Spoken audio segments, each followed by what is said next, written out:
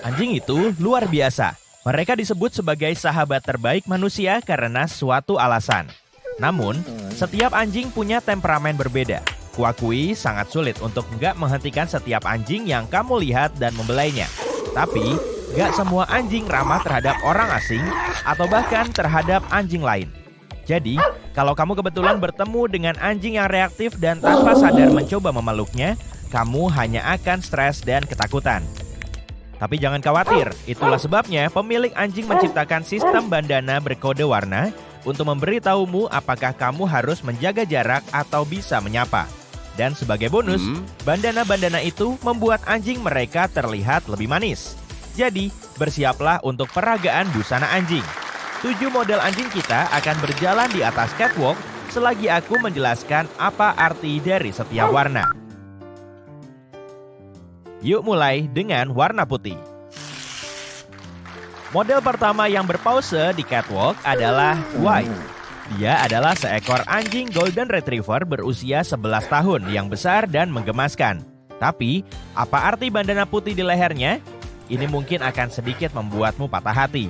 Tapi itu artinya dia punya masalah pendengaran atau penglihatan, atau dia benar-benar tuli atau buta. Tapi sekali lagi, bukan berarti pemiliknya kurang menyayanginya. Lihatlah betapa bahagianya dia, dan kamu akan lega mengetahui kondisinya gak ada hubungannya dengan berapa lama dia akan hidup. Dia masih punya waktu bertahun-tahun untuk melompat-lompat dan mencium semua sudut jalan. Itu hanya berarti kamu harus ingat saat mendekatinya, dia mungkin akan terkejut oleh keberadaanmu. Oke, sekarang kamu sudah tahu apa arti bandana putih. Bagaimana kalau kita melihat warna pelangi secara berurutan? Yang pertama adalah merah. Bagi kita yang berkaki dua, merah bisa berarti banyak hal. Cinta, kemarahan, atau gairah. Tapi di dunia anjing itu berarti bahaya. Lihatlah Candy. Dia adalah anjing Rottweiler berusia 4 tahun. Kamu lihat bandana merahnya? Itu berarti dia nggak akan bersikap manis kepadamu kalau kamu mendekati dan mencoba mengelusnya. Bahkan kalau kamu melihat dia bertingkah penuh kasih sayang dan manja terhadap pemiliknya, jangan tertipu. Pemiliknya memakaikannya bandana merah karena suatu alasan. Mereka memperingatkanmu tentang masalah temperamennya. Jadi, kalau kamu melihat anjing lain yang mengenakan bandana merah seperti Candy, berhati-hatilah dan jangan terlalu dekat. Hindari interaksi apapun dan beri mereka ruang, karena mereka nggak boleh diganggu. Warna berikutnya adalah oranye. Lihatlah Buddy, anjing Labrador Retriever coklat berusia 6 tahun yang menguasai catwalk anjing dengan bandana oranye. Itu berarti dia ramah terhadap semua manusia, orang dewasa, anak-anak, siapa saja. Namun, dia nggak suka berada di sekitar anjing lain. Seekor anjing mungkin nggak senang berada di sekitar teman sebayanya karena beberapa alasan. Pertama-tama, ia mungkin pernah mengalami kejadian traumatis di masa lalu seperti diserang oleh anjing lain. Kedua, ia mungkin takut dengan anjing lain karena perbedaan ukuran. Ketiga, ia mungkin melihat mereka sebagai ancaman terhadap statusnya. Atau mungkin saja ia terlalu protektif terhadap pemiliknya dan melihat anjing lain sebagai ancaman bagi keselamatannya dan pemiliknya. Apapun alasannya, kamu akan tahu kapan anjing merasa takut atau terancam dari tanda-tanda perilaku berikut ini.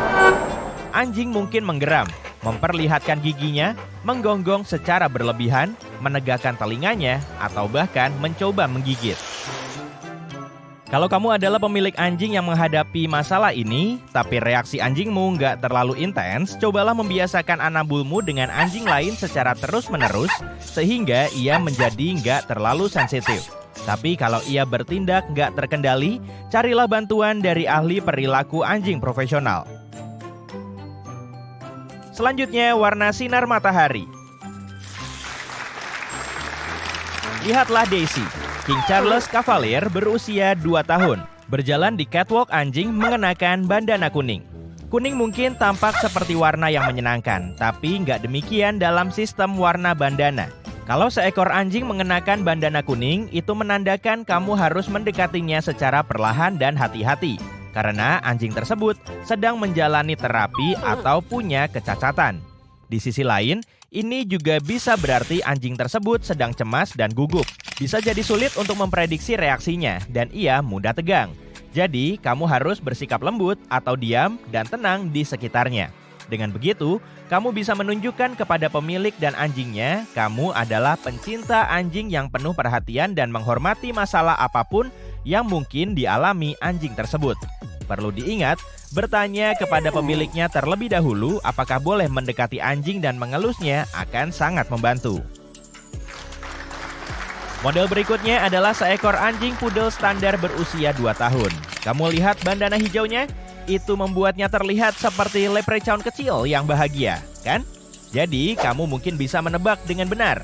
Kalau seekor anjing mengenakan bandana hijau, artinya ia memang ramah dan mudah bergaul. Ia senang dibelai dan tentunya senang bermain game. Ia akan melakukan berbagai macam hal lucu untuk menghiburmu, karena itu membuatnya benar-benar bahagia.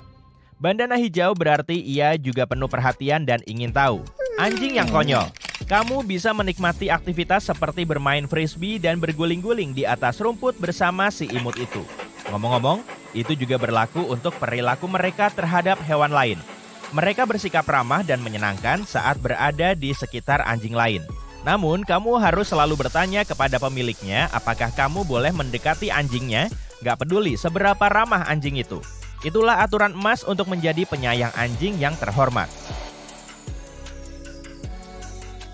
Kamu tahu pepatah, kenapa begitu sedih? Nah, jangan khawatir. Kalau kamu melihat bandana biru di leher anjing, bukan berarti anjing tersebut sedang sedih atau apa semacamnya.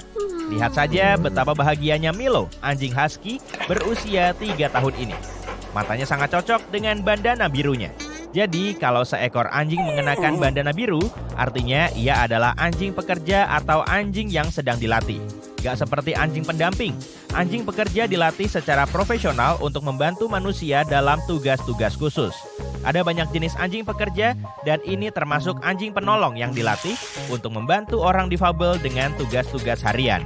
Anjing pencari dan penyelamat, anjing penggembala, dan anjing pendeteksi atau anjing pelacak. Ngomong-ngomong, orang percaya anjing harus melakukan tugas dan selalu punya sesuatu untuk dilakukan, baik sebagai anjing pendamping maupun anjing pekerja. Dengan cara ini, mereka akan hidup lebih lama dan lebih bahagia karena tugas-tugas tersebut akan membuat mereka tetap aktif secara fisik dan mental. Hal ini juga akan membantu menghilangkan perilaku yang gak diinginkan seperti gonggongan yang berlebihan. Terakhir, ada warna ungu. Model kita yang terakhir adalah Louis, anjing pug berusia 6 tahun. Sayangnya, dia sedikit alergi terhadap bulu. Itulah sebabnya dia mengenakan bandana ungu. Agar kamu tahu, nggak boleh memberinya makanan apapun tanpa bertanya kepada pemiliknya terlebih dahulu. Dan sebenarnya, ini berlaku untuk semua anjing, meskipun mereka nggak mengenakan bandana ungu di lehernya. Beberapa makanan yang aman bagi manusia bisa sangat berbahaya bagi anjing. Berikut adalah daftar dari 10 makanan paling berbahaya untuk anjing. Alpukat, anggur dan kismis, bawang putih dan bawang bombay, minuman berkafein, kacang macadamia, tulang yang dimasak, garam, susu dan produk susu lainnya, pemanis buatan, serta permen dan coklat. Di sisi lain, makanan seperti wortel, apel, mentimun, blueberry dan buncis adalah beberapa pilihan yang lebih aman. Namun, satu hal penting yang perlu diperhatikan, meskipun beberapa makanan aman dikonsumsi oleh sebagian anjing, sebagian lainnya mungkin masih alergi. Sebagai contoh, ayam biasanya dianggap sebagai makanan yang aman, tapi bisa memicu masalah kulit pada anjing tertentu. Disitulah bandana ungu sangat berguna. Jadi kalau kamu melihat anjing memakainya, jangan berikan makanan apapun tanpa berkonsultasi dengan pemiliknya. Perlu diingat, apapun warna bandana anjing, jangan pernah berasumsi tentang reaksi anjing. Dan selalu pastikan untuk bertanya kepada pemiliknya apakah boleh berinteraksi dengannya. Kamu pernah didatangi orang yang suka banget sama anjing kamu dan minta izin buat motret anjing kamu? Kamu sadar nggak? Orang itu kayaknya lebih tertarik buat motret kalung anjing kamu daripada anjing kamu? Orang ini mungkin lagi nyoba dapetin informasi pribadi kamu. Hal ini bikin orang asing tahu nomor ponsel atau tempat tinggal kamu. Ini biasanya terjadi di taman anjing. Soalnya kita bakal santai dan nggak waspada sama orang asing di sana. Jadi, hati-hati sama informasi yang ditaruh di kalung anjingmu ya. Sekarang kita lihat beberapa tips penyelamat lainnya. Kita mulai dengan anjing lagi. Kalau kamu nemu anjing dengan rompi anjing pemandu, kamu harus cek apa pemiliknya ada di dekat sana. Kalau ternyata anjingnya sendirian, temani dia. Kalau anjing itu meninggalkan area itu, coba ikuti. Anjing itu mungkin ngarahin kamu ke orang yang butuh bantuan. Makanya anjing itu datang dan nyamperin kamu. Anjing-anjing ini dilatih untuk membantu orang-orang difabel dan orang dengan kondisi medis. Hewan menggemaskan ini mengubah dan seringkali menyelamatkan hidup pemiliknya dan keluarga mereka. Kalau kamu terbangun tengah malam dan mencium bau gas, jangan lakukan satu hal ini. Jangan nyalakan lampu. Percikan dari sakelar lampu bisa menimbulkan api. Jangan gunakan ponsel di dalam rumah juga, soalnya bisa gampang menimbulkan percikan. Dan kalau kamu tinggal di apartemen, jangan gunakan sistem akses kontrol pintu. Kalau kamu lagi di rumah dan tiba-tiba nyium bau amis, langsung cek apa ada orang lain yang lagi masak buat kamu. Kalau nggak ada orang di dapur, cepetan keluar dari rumah. Dalam 9 dari 10 kasus, bau amis di rumah berarti ada komponen listrik yang terlalu panas. Kalau kamu nyium bau ini, pastikan nggak ada api dan cepat panggil tukang listrik. Produsen menggunakan zat kimia tahan panas untuk produksi sebagian besar kabel dan pemutus sirkuit. Kalau kabel atau sirkuit ini terlalu panas, zat kimia itu akan mengeluarkan aroma aneh yang baunya kayak ikan. Kalau kamu melihat tornado, tapi kelihatannya tornadonya nggak gerak, itu bahaya banget. Kemungkinan besar tornadonya sedang mengarah ke kamu. Meskipun biasanya bergerak dari barat daya ke timur laut, tornado juga bergerak ke arah timur, tenggara, utara, dan bahkan barat laut. Tornado paling ekstrim bisa mencapai kecepatan 483 km per jam. Jadi, kalau kamu ngelihat tornado, entah yang gerak atau enggak, cepetan pergi. Kamu pernah mikirin harus gimana kalau kamu tertimbun longsoran salju? Selain panik tentunya. Ini saranku, meludah. Jadi, gini, air liur akan jatuh ke arah yang sama dengan gravitasi dan kamu bisa menggali ke arah berlawanan. Emang nggak gampang, tapi ini bisa menyelamatkan hidup kamu. Jadi, kalau kamu nggak langsung berusaha keluar dari tumpukan salju itu, apapun yang kamu lakukan, jangan makan saljunya saat tertimbun. Meskipun kamu haus banget, terlalu banyak es yang dingin di perut nggak bagus. Fokus keluar dari sana aja dulu. Volume salju longsor yang besar kira-kira seukuran 40 kolam renang olimpiade dan lebih dari 1,6 km panjangnya. Salju longsor terparah berpotensi menyebabkan bencana besar yang memengaruhi ribuan orang. Kalau kamu nemu sarang lebah dan iseng gangguin sarang itu sampai lebah-lebah itu ngejar kamu, jangan lakuin ini. Jangan nyebur ke air dan mengira kamu bisa menipu lebah. Lebah-lebah itu bakal nungguin kamu muncul di permukaan. Jadi, kamu sebaiknya lari secepat mungkin. Akhirnya, lebah dan tawon bakal menyerah dan nggak ngejar kamu lagi. Sarang lebah biasanya berisi 20.000 sampai 80.000 lebah. Dikejar satu lebah pas kamu mau makan es krim aja udah cukup buruk. Apalagi 20.000 lebah, nggak kebayang deh. Kalau kamu nemu hewan cantik, cerah, dan warna-warni di alam liar, kemungkinan besar hewan itu beracun. Jadi, kalau kamu merasa lapar, jangan makan hewan kayak gitu. Ini pelajaran yang pastinya diharapkan oleh banyak hewan lapar di alam liar sebelum makan katak yang warna-warni itu. Warnanya berfungsi sebagai kamuflase dan peringatan untuk hewan lain bahwa kulit mereka beracun. Proses ini disebut aposematisme. Lucunya, kameleon macan dianggap reptil paling berwarna di dunia, tapi nggak beracun. Asalkan kamu nggak dikejar lebah atau tawon, boleh kok nyebur ke air. Tapi begitu di dalam sana, hati-hati sama gelombang laut persegi. Kalau melihat gelombang ini, kamu harus cepetan keluar dari air. Maaf, gelombang laut persegi ini seringkali berupa arus kuat berbahaya yang bisa menyeret kamu ke bawah air. Kalau kamu melihat gelombang ini dari atas, tampilannya kayak kisi-kisi di bawah laut yang membentuk riak persegi. Gelombang laut persegi terjadi bukan karena proses di bawah air, tapi dampak dari pertemuan dua laut yang juga dikenal dengan cross sea atau great waves. Oke, gimana kalau nggak ada gelombang laut persegi, tapi kamu diseret ke sana oleh aligator? Ini cara melepaskan diri dari aligator. Incar hidung dan matanya, dia bakal langsung ngelepasin kamu. Oke, nggak usah berenang aja deh hari ini, kita mendaki aja. Waktu kamu berjalan di gunung dan bukit, kamu juga bisa ketemu sama beberapa satwa liar. Salah satu hewan yang pengen kamu hindari adalah singa gunung. Kalau berpapasan, ini tips yang bisa membantu kamu. Jangan pernah membelakangi hewan ini, mundur perlahan aja. Kucing adalah predator penyergap. Jadi, begitu kamu balik badan, mereka menganggap itu waktu terbaik buat nyerang kamu. Menurutmu, kamu bisa kabur dari kucing besar yang buas ini? Singa gunung bisa lari secepat 80 km per jam. Coba aja lari kalau bisa. Tips ini juga bisa dipakai kalau berpapasan dengan cougar, singa merah, catamount, dan singa Amerika. Kenapa? Karena semua ini adalah nama lain dari singa gunung. Hewan ini punya lebih banyak nama dari hewan manapun di dunia. Bukan penyuka kucing? Kita udah bahas anjing tadi. Jadi, gimana kalau bahas serigala? Hewan ini cuma bakal ngejar kalau kamu lari dari mereka. Butuh keberanian besar buat nantangin kawanan serigala. Tapi akhirnya, mereka bakal ninggalin kamu kok. Kedengerannya emang serem, tapi kayak singa gunung tadi, emangnya kamu bisa lari dari kawanan serigala yang lapar? Kawanan ini bisa berisi 36 anggota. Mereka juga bisa lari sekencang 61 km per jam. Daya tahan tubuh mereka bagus dan mereka bisa bepergian jauh pada kecepatan 8 km per jam.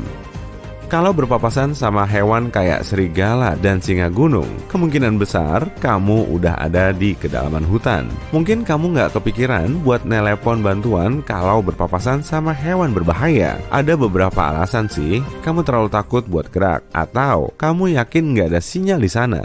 Jadi, percuma aja. Ini kabar baiknya, kamu bisa menghubungi nomor darurat kapan aja meskipun nggak ada sinyal. Dalam keadaan darurat, ponsel akan terhubung ke menara seluler terdekat asalkan ponsel kamu ada baterainya. Sinyal akan terpancar sama kayak telepon biasa dengan sinyal jaringan dan menara. Tapi kali ini, sinyal itu nggak akan melewati jaringan kamu. Karena itu bukan jaringan kamu. Kamu nggak bisa nelepon nomor lain. Tapi nggak apa-apa. Lagian teman kamu juga nggak bisa membantu kalau kamu lagi berhadapan sama serigala yang lapar. Semoga tips-tips penyelamatan ini nggak perlu dipakai ya. Tapi ada manfaatnya kan tahu hal ini? Nah, disinilah kamu, dalam kegelapan. Kamu membuka mata lebar-lebar, tapi nggak bisa melihat apapun. Kamu masih bisa mendengar, membaui, dan merasakan berbagai benda, tapi rasanya hampir tak berdaya. Jika penglihatanmu disingkirkan, maka kamu seperti hampir terkunci dari kehidupan. Manusia memandang dunia melalui mata, tapi anjing memandang dunia dengan cara yang sangat berbeda. Anjing memiliki penglihatan dikromatik, artinya mereka cuma melihat kuning, ungu, dan rona abu-abu. Lihat deh, ini spektrum warna yang dilihat kebanyakan orang. Dan ini yang dilihat anjing. Jadi bisa dibilang anjing buta warna, tapi penglihatan malamnya jauh lebih tajam dan juga lebih awas melihat gerakan. Tapi penglihatan nggak begitu penting bagi anjing sebagaimana manusia. Ada saluran lain yang dipakai anjing untuk mengindra sebagian besar informasi. Jika kehilangan indera ini, kemungkinan anjing akan seperti kita kalau harus hidup dalam gelap selamanya. Saluran informasi rahasia yang mereka gunakan adalah indera penciuman. Kita belajar sebagian besar tentang dunia dengan mengamati. Anjing melakukannya dengan membaui. Bagi mereka, tiap bau berbeda dan memiliki kisah. Alasan kenapa kita memandang dunia begitu berbeda terletak pada bagaimana otak kita bekerja. Otak manusia memiliki korteks visual lebih besar yang bertugas memproses informasi visual, dan otak anjing memiliki korteks penciuman lebih besar yang bertanggung jawab atas indera penciuman. Korteks penciuman anjing 40 kali lebih besar dibanding manusia. Kita bisa menebak perasaan seseorang dengan melihatnya. Anjing bisa melakukan hal yang sama dengan membaui. Di atas langit-langit mulut anjing ada sistem penciuman khusus, yaitu organ vomeronasal. Sistem ini memungkinkan anjing mengetahui hal-hal yang tidak bisa dilihatnya. Itu sebabnya anjing suka mencium manusia dan hewan lain. Dengan begini, anjing bisa memperoleh kesan pertama tentang seseorang dan tahu apakah orang itu sedang sedih atau senang, berbahaya atau bersahabat. Dan anjing jauh lebih pandai merasakan hal-hal seperti itu daripada kita. Kita mungkin bisa melihat lebih banyak warna, tapi anjing punya jauh lebih banyak reseptor bau. Coba kita pakai hitung-hitungan. Manusia punya sekitar 5 juta reseptor, dan anjing bisa punya sampai sekitar 300 juta reseptor bau. Indera penciuman anjing sekitar 10.000 kali lebih tajam daripada kita. Ras anjing dengan indera penciuman terbaik adalah Bloodhound, diikuti oleh Blue Tick Coonhound, Labrador Retriever, dan ras gembala seperti anjing herder. Pada dasarnya, anatomi hidung kita juga berbeda. Manusia cuma punya satu saluran udara, dan kita mencium serta bernapas dengannya. Jadi kita nggak bisa menahan bau sampai lama. Kita menghirup udara dan mencium bau, tapi begitu mengembuskan napas, bau itu hilang. Tapi anjing berbeda. Mereka punya 2 saluran udara yang dipisahkan oleh sebuah lipatan jaringan. Satu saluran untuk membaui, saluran lain untuk bernapas. Kamu pernah lihat celah kecil di samping hidung anjing? Lewat bagian itulah anjing bernapas. Anjing bisa menahan suatu bau yang diciumnya dan fokus pada bau itu. Udara yang keluar saat hewan itu mengembuskan napas juga membantu bau baru memasuki hidungnya. Anjing bisa menentukan lubang hidung mana persisnya yang mencium sesuatu, sehingga bisa menemukan dari mana datangnya bau tertentu. Anjing bisa mengikuti bau yang mengambang di udara dan bau yang menetap di tanah, keringat, parfum, atau bahkan sel-sel melayang atau sekresi kelenjar. Itu semua contoh bau udara. Bakteri yang menempel pada bau membantu membedakannya. Bau darat adalah kombinasi dari bau tanah, lumpur, serangga, dan apa saja yang terinjak langkah manusia. Saat berjalan, kamu mengacaukan dan mencampur bau-bau tersebut serta meninggalkan jejak bau ketika berjalan. Anjing bisa mendeteksi perbedaannya dan mengikuti jejak itu. Ketika kamu lewat, bau udara, tanah, baumu sendiri, dan bau lingkungan bercampur. Bau yang kamu tinggalkan setelah setiap langkah baru akan bertambah tajam. Jadi, anjing bergerak ke arah mana bau itu makin kuat. Biasanya, hidung anjing basah dan dingin dan itu sangat berguna baginya. Ada selapis lendir yang membantu anjing membaui dengan lebih efektif dengan menangkap partikel-partikel bau. Alasan lain kenapa hidung anjing basah adalah karena anjing sering menjilatnya. Apa sampai sini kamu bisa menebak kenapa anjing melakukannya? Ya, karena hidung adalah organ vital yang harus berfungsi dengan baik. Jadi anjing merawatnya baik-baik dengan menjaga kebersihan dan kelembapannya. Saat anjingmu melihatmu, dia menjilat hidungnya untuk mengambil bau dan menilai situasi dari mana kamu dan apa yang kamu lakukan tadi. Dengan menjilat hidungnya, seekor anjing juga bisa mengirim sinyal bahwa dia merasa nyaman dan ingin melewatkan waktu denganmu. Anjing juga melakukan ini untuk menunjukkan bahwa dia tenang dan senang. Tapi jika anjingmu sangat sering menjilat hidungnya, mungkin itu tanda bahwa ada yang membuatnya gugup. Ada hal aneh dari anjing yang tidak pernah kita pahami. Kadang-kadang anjing senang sekali berguling-guling pada sesuatu yang sangat bau, kayak kaos kaki kotor. Kok suka banget ya? Bagi mereka, bau itu kayak pemandangan baru yang indah bagi seniman. Anjing suka bau, dan bau tajam atau menarik adalah favoritnya. Mereka jadi penasaran dan tertarik. Anjing membaui semuanya. Dengan mengendus sesuatu, dia bisa tahu siapa yang baru saja berada di situ. Dan mungkin bahkan bisa menilai orang atau hewan itu.